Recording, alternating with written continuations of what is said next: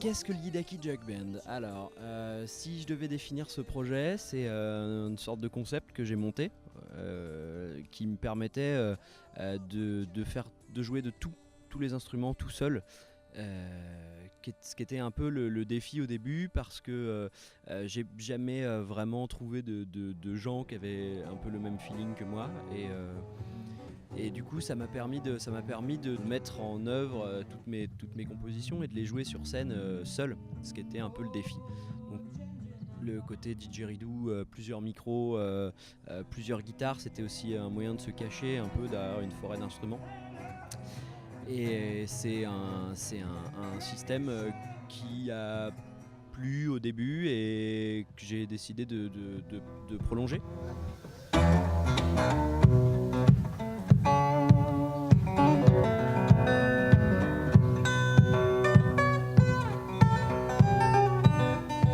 Pourquoi ce genre de formation ? Parce que j'ai toujours aimé les projets solo, les one man band. Ça a toujours été un peu c'est quelque chose que j'ai toujours beaucoup aimé.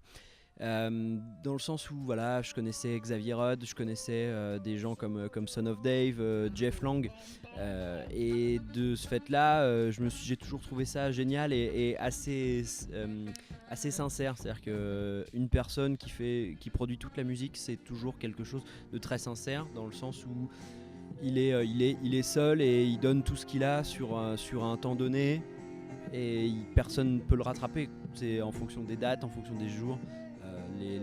Les conditions sont différentes. C'est toujours une approche différente à chaque concert. Ça permet aussi d'avoir une grande liberté et de pouvoir faire exactement ce qu'on a envie chaque soir et de proposer à chaque fois un spectacle différent. Moi j'ai diverses influences, à savoir donc beaucoup de blues, beaucoup de folk. J'ai d'abord écouté beaucoup les bluesman récents, donc des bluesman australiens notamment avec Xavier Rudd, avec Jeff Lang, avec John Butler, qui ont c'est une sorte de mouvance un peu différente du blues américain qui s'est expatrié là-bas en Australie.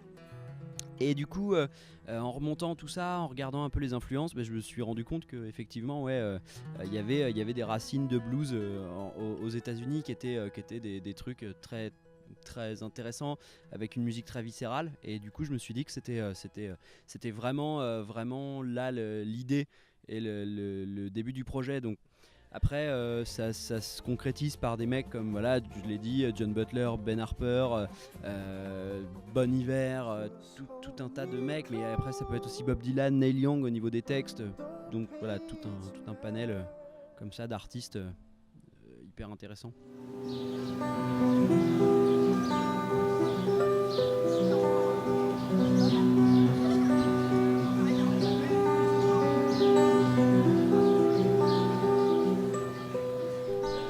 Comment jouer à l'avenir ? Sur des grosses dates, j'aimerais bien. Non, on va voir comment ça évolue, mais j'aime bien les toutes petites dates avec assez peu de gens, et finalement c'est toujours des concerts à échelle humaine et c'est très intéressant. Voilà, alors l'avenir, qu'est-ce que ça serait ? Ça serait un album bientôt, ça serait une évolution, peut-être trouver un label, trouver des partenaires, et voilà. Peut-être même, pourquoi pas, d'autres musiciens, finalement, ouvrir à d'autres gens. Qu'est-ce qu'on aurait comme projet en ce moment ? On est en train de tourner un clip, donc le clip de Inadapted Man, qui est déjà en écoute sur internet, qu'on va pouvoir découvrir, j'espère, d'ici peu. On verra. Également, on a eu une captation d'une super date qui est les Terrasses du Jeudi à Rouen. Super organisation d'ailleurs, que je salue en même temps.